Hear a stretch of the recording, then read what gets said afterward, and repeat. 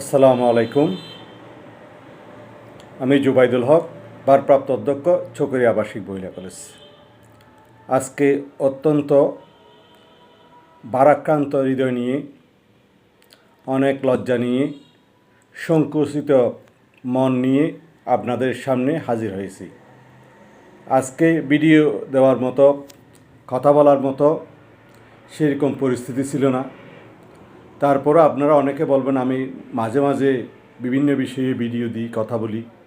তা আজকে হয়তো বলবেন যে উনি কলেজের রেজাল্ট খারাপ হয়েছে, সেই কারণে উনি শুপসে গেছেন, সেই কারণে কথা বলা।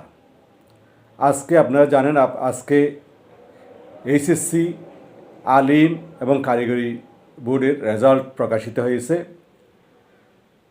তা আলহামদুলিল্লাহ, যারা ভালো রেজাল্ট করেছে আমি শুরুতেই তাদেরকে অভিনন্দন জানাচ্ছি, শুভেচ্ছা জানাচ্ছি। আমার অন্তরের অন্তঃস্থল থেকে আমি দোয়া জানাচ্ছি তারা যাতে তাদের ভবিষ্যৎ আরও সুন্দর করতে পারে, ভবিষ্যতে তাদের ভবিষ্যৎ আরও উজ্জ্বল হয়। পাশাপাশি যারা ফাঁস করতে পারে নাই, যাদের হৃদয় ভেঙে গেছে, তাদেরকেও ভেঙে না পড়ে ভবিষ্যৎকে চ্যালেঞ্জ হিসেবে নিয়ে যাতে সামনে দিকে এগিয়ে যেতে পারো, সে দোয়া ও প্রত্যাশা রেখে আমার কথা বলা শুরু করছি। প্রিয় দর্শকবৃন্দ, আসলে এইচএসসি পরীক্ষা অথবা এসএসসি পরীক্ষা হচ্ছে জীবনের প্রথম। আমার বাবা বলতো যে প্রথম গিটটা এসএসসি যদি ফাঁস করে প্রথম একটা গিটটা খোলা জীবনের, আর এসএসসি হচ্ছে দ্বিতীয় গিটটা, এবং যে গিটটা খুললেই সামনের দিকে সে যেতে পারবে, আর না হলে ওখানেই তার জীবন থেমে যাবে। অর্থাৎ সে আর তার ভবিষ্যৎ পরিকল্পনা যেটা নিয়ে তার চিন্তায় ছিল সেটা আর পারা যাবে না। সে ভবিষ্যৎ চিন্তা তার যেটা কল্পনার যে জগৎ, কল্পনার যে ভবিষ্যৎ, সেটা আর তার দ্বারা সম্ভব নয়। তা আজকে এইরকম ভবিষ্যৎ যারা চিন্তা করেছিল তাদের অনেক হৃদয় ভেঙে গেছে। তো কেন ভেঙে গেল সেটার জন্যই আমার কিছু কথা বলা। প্রিয় অভিভাবকবৃন্দ, ছাত্রছাত্রীবৃন্দ এবং সচেতন নাগরিকবৃন্দ, আপনারা জানেন গত এইচএসসি পরীক্ষার সময়, বিশেষ করে আমাদের চকরিয়ার অবস্থায় আমরা বলি, গত কয়েক বছর আমাদের দেশে যে এইচএসসি পরীক্ষার অবস্থা ছিল, পরীক্ষার্থীদের যে অবস্থা ছিল, পরীক্ষা দিলেই ফাঁস।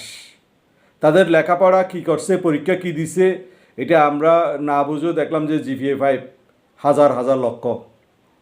তারপরে সবাই ফাঁস, যে একটা দরখাস্ত লিখতে জানে না সেও ফাঁস। তো সেইটা দেখে আমরা উত্তরণের জন্য, আমি চকরিয়া আবাসিক মহিলা কলেজে দায়িত্ব নেওয়ার পরে উত্তরণের আমরা চেষ্টা করতেছি। যে চেষ্টা করার পরও কিন্তু যেহেতু একটা পুরাতন অভ্যাস থেকে গেছে, এটা থেকে উত্তরণ করতে কিন্তু আমাদের হিমশিম খেতে হচ্ছে। আপনারা জানেন আমাদের পার্শ্ববর্তী চকরিয়া সরকারি কলেজের অবস্থা। তাদেরকে যখন, যারা পাস করবে অ্যাকচুয়ালি তাদেরকে যখন দেওয়া হয়েছে, ফর্ম ফিল আপ করার জন্য অনুমতি দেওয়া হয়েছে, যারা পাস করবে না এটা বুঝতে পেরে কলেজ কর্তৃপক্ষ যখন তাদেরকে দমিয়ে রাখা, নেক্সট বার পরীক্ষা দেওয়ার জন্য বলা হয়েছিল, তখন তারা রাস্তার মধ্যে গাড়ি ভাঙচুর থেকে, শিক্ষকদেরকে বেইজ্জতি থেকে শুরু করে, প্রিন্সিপালকে বেইজ্জতি থেকে শুরু করে এমন কোনো কাজ করে নাই যেটা হয় নাই।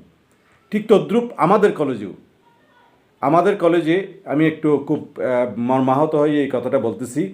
যেদিন ফর্ম ফিল আপ চলতেছিল, প্রথম দফের যারা অল বিষয়ে পাস করছে তাদের আমি ফর্ম ফিল আপের অনুমতি দিয়ে আমি যাচ্ছিলাম সিলেটে আমার ছেলেকে মেডিকেলে ভর্তি করানোর জন্য। ওই দিন ডেট দিয়েছে।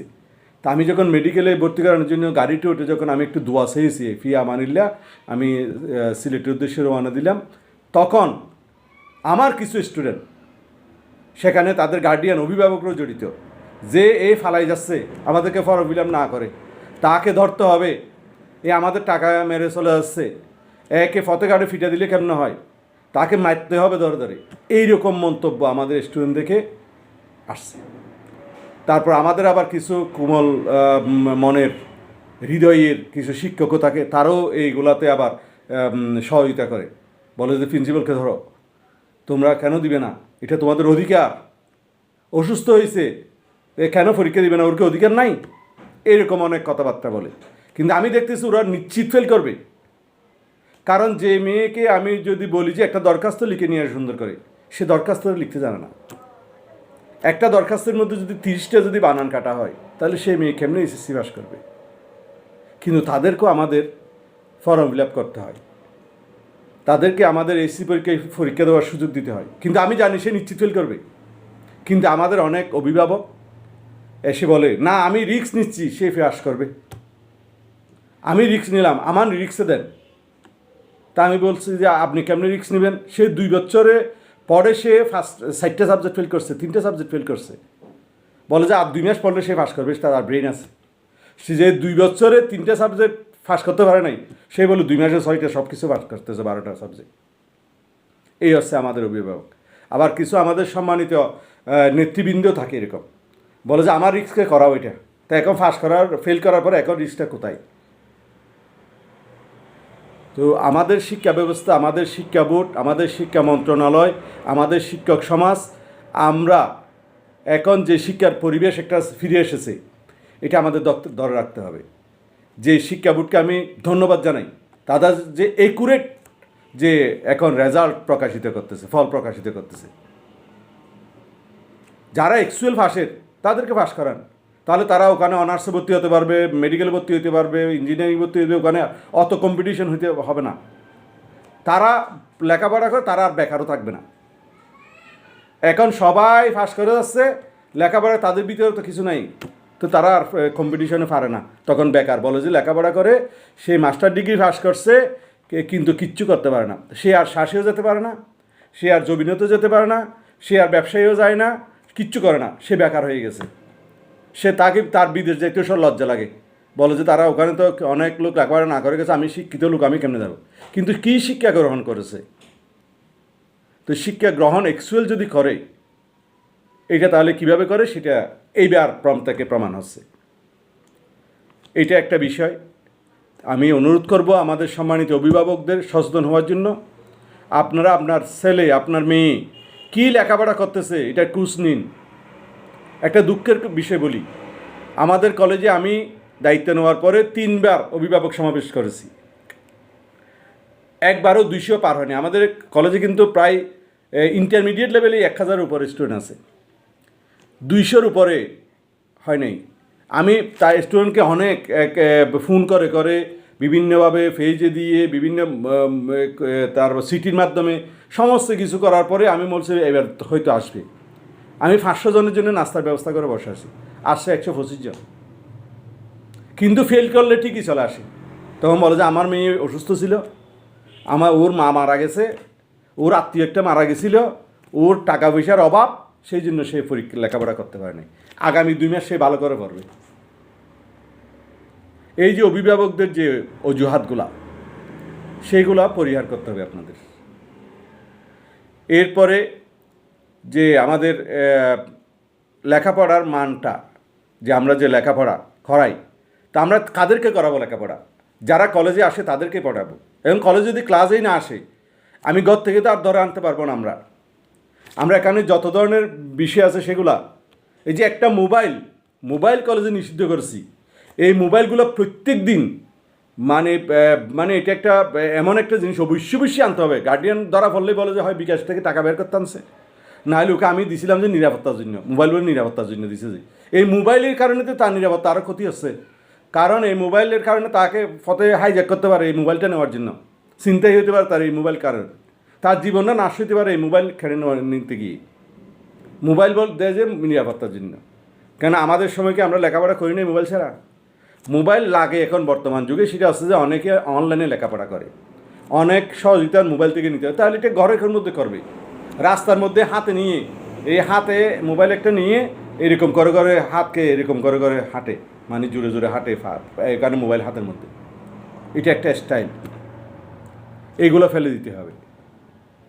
শিক্ষা বোর্ডকে বলবো আপনারা সামনে থেকে এই টেস্ট পরীক্ষার রেজাল্ট এটা একটু তদারকি করতে হবে, যে প্রথম বর্ষের যে বার্ষিক পরীক্ষা সেটা রেজাল্টও তদারকি করতে হবে। তাহলে আপনাদের যে উদ্দেশ্য, আমাদের যে উদ্দেশ্য, যে এক্সুয়াল ছাত্রছাত্রী, মেধাবী ছাত্রছাত্রীরাই লেখাপড়া করে এগিয়ে যাক। মেধাবী বলতে তো আসলে সবাই তো মেধাবী, কারো তো আর মাথা দুইটা নেই, সবার তো একটা মাথা, একজন পারলে একজন পারবে না কেন? এটা হচ্ছে একটা চর্চার বিষয়। আমাদের ছাত্রী এবং ছাত্রদেরকে লেখাপড়ার টেবিলে বসতে হবে রেগুলার, নিয়মিত। আমি আজকেই তোমাদের শিক্ষার্থীদের বলবো, শুধুমাত্র 2 ঘন্টা ডেলি পড়ার টেবিলে বসো আর রেগুলার প্রতিষ্ঠানে যাও, শিক্ষা প্রতিষ্ঠানে যাও। আমি বলবো, অনেকে আমাকে বলে যে তার টাকা নাই, সে কলেজে ভর্তি ওর আগেই ফোন দেয় যে ওকে একটু কলেজে ভর্তি করাবো, একটু ভর্তির ব্যবস্থা করিয়েন। ওর বই কিনেন, বই নেয় স্যার, একটা বইয়ের ব্যবস্থা করে দেন না। কিন্তু ঈদের সময় 2টা 3 পিস কিন্তু ঠিকই নিতে পারে, কিন্তু বই কিনতে পারে না। তা আমরা সেই সমাজ, আমি গতদিনে বলছিলাম শিক্ষাই মেরুদণ্ড, কিন্তু শিক্ষা মেরুদণ্ডের জন্য কোনো টাকা পয়সা খরচের ইচ্ছে নাই আমাদের। তো সেই কারণে তাহলে আমরা কেমনে এগিয়ে যাব, আমাদের লেখাপড়া কেমনে এগিয়ে যাবে? তা আপনারা সবাই এগিয়ে আসুন। আমাদের সমাজকে ভালো করতে হলে, দেশকে উন্নত করতে হলে আমাদের শিক্ষাকে এগিয়ে নিয়ে যেতে হবে। শিক্ষাকে এগিয়ে নিয়ে যেতে যাওয়ার জন্য আমাদের লেখাপড়া করতে হবে, আমাদের জ্ঞান অর্জন করতে হবে। জ্ঞান ছাড়া রেজাল্ট এটা কোনো দিন শুভ নয়। তো সবাই আসুন, আমরা মিলেমিশে আমরা লেখাপড়ার একটা পরিবেশ তৈরি করি। শিক্ষকদেরকে, কলেজ প্রশাসন, স্কুল প্রশাসনকে তাদের মতো করে সিদ্ধান্ত নেওয়ার সুযোগ দিন। আপনারা তাদের সিদ্ধান্তের মধ্যে যদি আপনারা প্রভাবিত করেন সিদ্ধান্তকে, তাহলে রেজাল্টের পর আবার তাদেরকে আবার এইভাবে কথা বলে লজ্জা পায় মতো, তারা যাতে আর না বের হতে না পারে ঘর থেকে, এইভাবে আবার লজ্জা দিবেন কেন? আবার অভিভাবকদের বলতেছি, আপনার মেয়েকে, আপনার ছেলেকে আপনি বলে কয়ে ফর্ম ফিল আপ করেছেন, এখন ফিল করছে। আমরা শিক্ষকরা তো আজকে কালকে 2 দিন শুধু একটু লজ্জাবোধ করবে, তারপর মানুষ আমাদেরকে আর কিছু বলবে না। কিন্তু আপনার তো 1 বছর পর্যন্ত এটা নিয়ে ঝামেলায় পড়তে হবে। বিভিন্ন সময় ওই আপনার মেয়ে বা ছেলেকে নিয়ে আপনাকে বারবার এটা মাথার মধ্যে আপনার সমস্যা, পরিবারের মধ্যে সমস্যা হবে। আমার একটা পরামর্শ হচ্ছে, যে ছেলে বা মেয়ে পরীক্ষার উপযুক্ত নয় তারে আরও 1 বছর সময় দেন, সে আরও 1 বছর পড়ার পর তারপর পরীক্ষা দিক। এই সুযোগটা দিন, সে ইনশাল্লাহ ভালো করবে। সবাইকে ধন্যবাদ। আসসালামু আলাইকুম রহমতুল্লাহ।